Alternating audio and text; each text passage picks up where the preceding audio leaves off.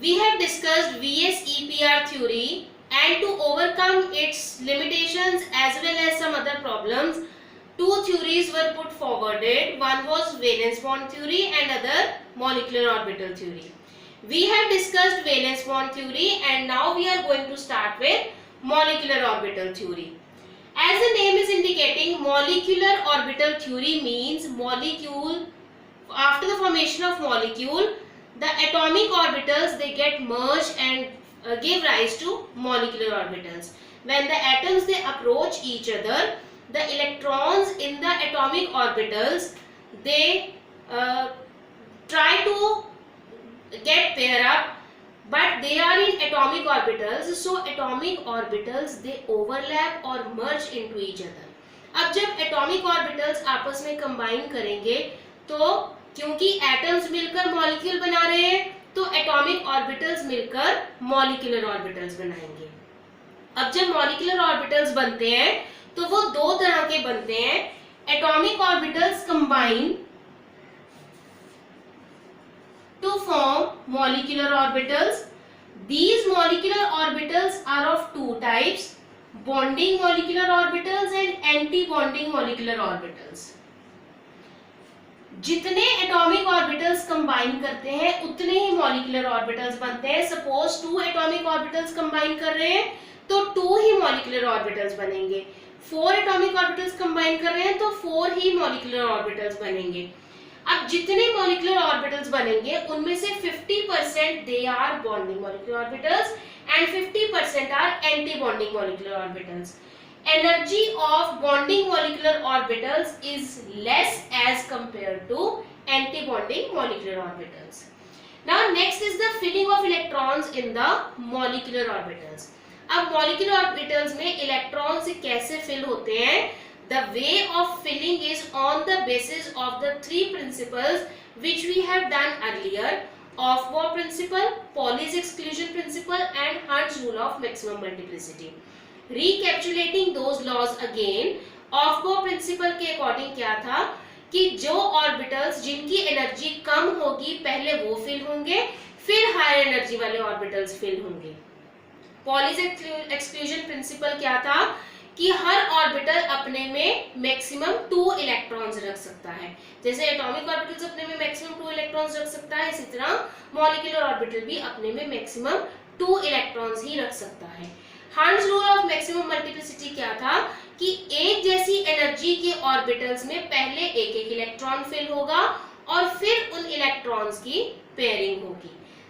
Bye following these laws the filling of molecular orbitals take place. Now how these molecular orbitals they get formed?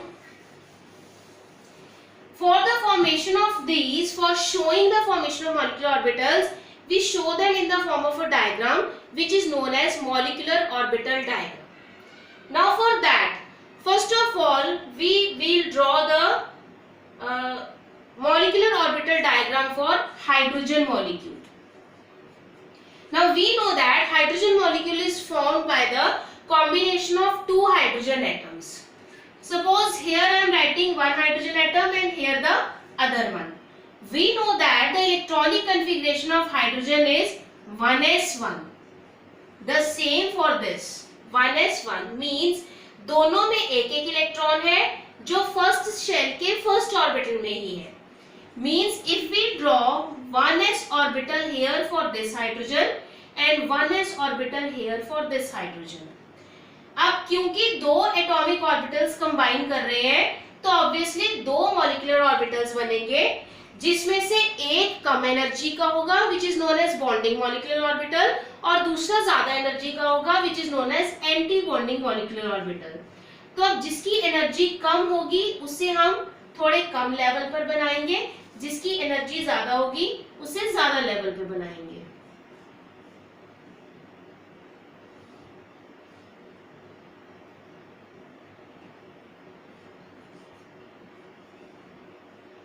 Now here these were the atomic orbitals जिनमें एक electron था. So this is the 1s1 configuration, this is the 1s1 configuration for this hydrogen atom. Now these are the atomic orbitals. 2 atomic orbitals they are combining. Resulting in the formation of two molecular orbitals. एक कम energy का जिसे हम कहेंगे bonding molecular orbital, and the other one is of higher energy, that is anti bonding molecular orbital. अब according to Aufbau principle, electrons की filling कैसे होगी? पहले कम एनर्जी वाला ऑर्बिटल फिल होगा, फिर ज्यादा एनर्जी वाला फिल होगा।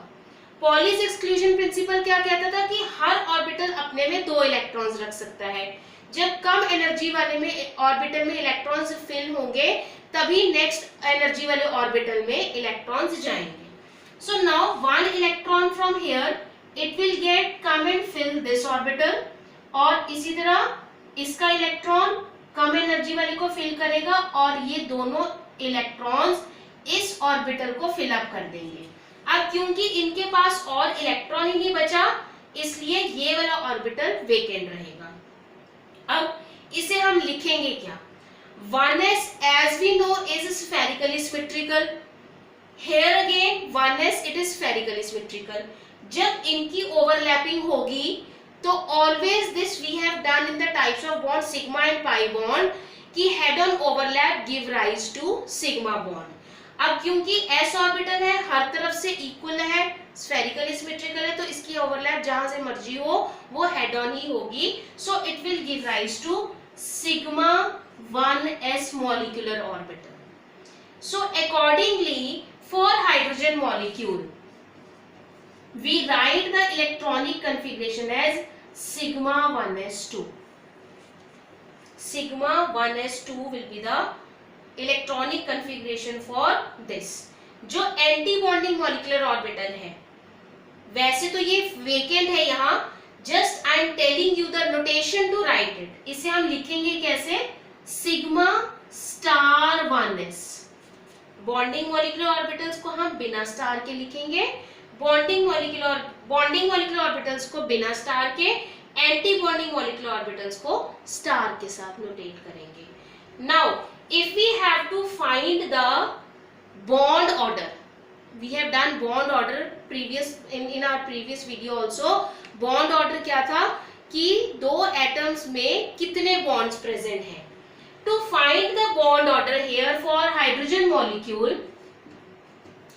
the formula we use is number of electrons in bonding molecular orbital minus number of electrons in anti-bonding molecular orbitals divided by 2. Now here the number of electrons in bonding molecular orbitals are 2 and number of electrons in anti-bonding molecular orbital is 0. On solving it, 2 by 2 that is 1 means hydrogen molecule में single bond exist करेगा. So in this way the bond order it was also explained by molecular orbital diagram. This is we have done on the basis of this we have done for hydrogen molecule. Similarly we can draw it for helium molecule.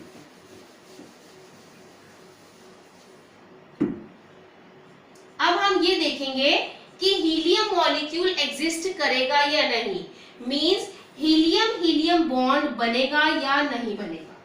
For this first of all we write the electronic configuration of helium 1s2 1s2। अब हम इसके लिए molecular orbital diagram बनाएंगे। 1s orbital, here again 1s orbital, इसमें भी 2 electrons हैं, इसमें भी 2 इलेक्ट्रॉन्स हैं। Now again 2 atomic orbitals are combining and they will give rise to 2 molecular orbitals, one of lower energy, one of higher energy. जो कम energy वाला है that is bonding molecular orbital and the other one is of higher energy, it is called anti-bonding molecular orbital. Now one electron from this orbital, first of all it will occupy this orbital of lower energy. एक electron यहां से, एक electron यहां से, but overall we are having 4 electrons in 2 orbitals. 2 are accommodated here, rest 2 will be accommodated in the anti-bonding molecular orbital. Now for helium molecule the electronic configuration will be sigma 1s2 sigma star 1s2. In all total 4 electrons हो गए, 2 bonding में, 2 anti bonding में। अब अगर हम इसका bond order find करें, bond order में number of electrons in bonding molecular orbitals minus number of electrons in anti bonding molecular orbitals. Bonding में भी 2 है, एंटी बॉन्डिंग में भी 2 है, divide by 2। So 0/2 means no bond will exist in He2, hence He2 molecule doesn't exist. So in this way MOT ने भी ये explain कर दिया कि He2 molecule नहीं बन सकता। Coming to the next one, that is lithium. For lithium the configuration is 1s2 2s1 एक एटम के लिए। अगर हम इसकी मॉलिक्यूलर ऑर्बिटल डायग्राम के लिए बनाएंगे Li2 बनाएंगे, तो हम मॉलिक्यूलर ऑर्बिटल डायग्राम हमेशा नीचे से ऊपर की तरफ बनाते हैं। पहले 1s नीचे बनाएंगे, 2s ऊपर बनाएंगे। सो फॉर फर्स्ट 1s2 के लिए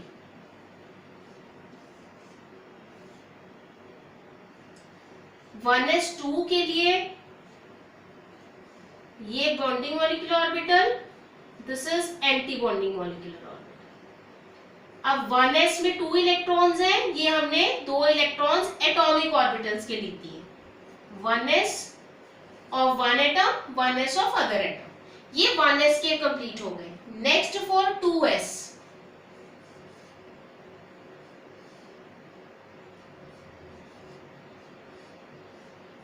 this is the 2s orbital of second atom, this is the 2s orbital of the first atom here.